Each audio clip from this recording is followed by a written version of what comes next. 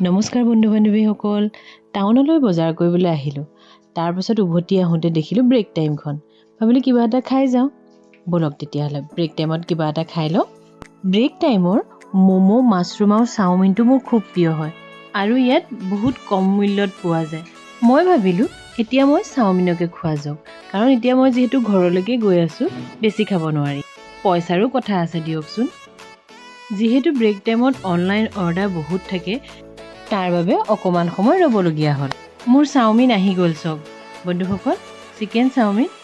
ধুনীয়া লাগিছে ন দেখিবলৈ, খাবলৈও টেষ্টি হ'ব।